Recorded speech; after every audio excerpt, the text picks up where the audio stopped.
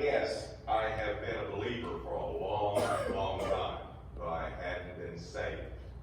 When I was young, Mom and Dad used to take me to the, I think it was United Baptist you were talking about a little bit ago.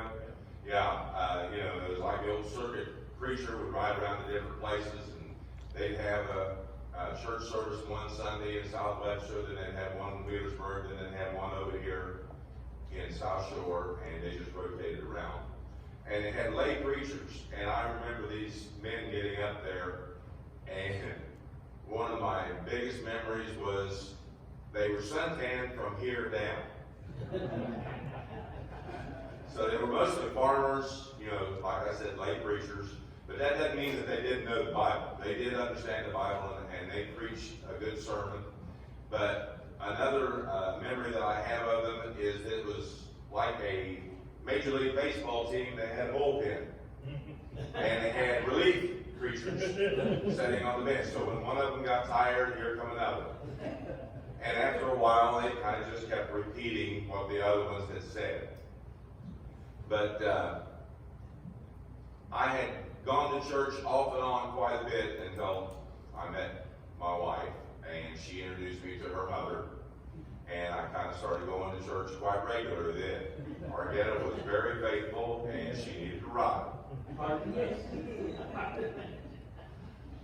Well, make a long story short, I had been pretty healthy my entire life until I got to be 50, and then they did some blood work, and we found out that I had prostate cancer. And I went to see the head oncologist at King's Daughters, and he whips out this book, and he says, your Gleason score is this, and your PSA is this, you've got 5 years. So, needless to say, we were pretty upset.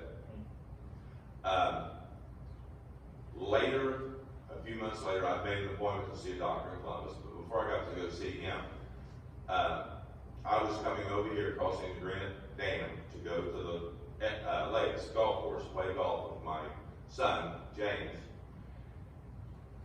And I started to pray. In the middle of the bridge, I started to pray.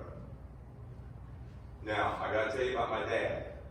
My dad was a very hard-working man from Elliott County, Kentucky. He had been a farmer, and he had been a construction worker, and he was not a great fan of deodorant. When he came in from the fields or came back from working a job, he just had a very, very strong, pungent odor about him. And as I prayed, the cab of my pickup truck filled with that odor. It was just absolutely overwhelming. And if I can do this. And then right after that, it was like Jesus himself had wrapped his arms around me and said, don't worry. And a calmness came over me, and that was 23 years ago. Now, I don't know if it was the next Sunday or the Sunday after, but I was sitting in a pew back there a little bit behind where Daryl is sitting, and we had an altar call, and I went forward, and this sweet little lady named Debbie Gash said, I've been waiting for this a long time. And I've been here ever since. And, I've been through heart surgery, and there's just no worries. There was just absolutely no worries. I did not enjoy the heart surgery and the recovery, but there's just no worries about whether I'm going to get through it or not. Amen. God is great. Amen. Amen.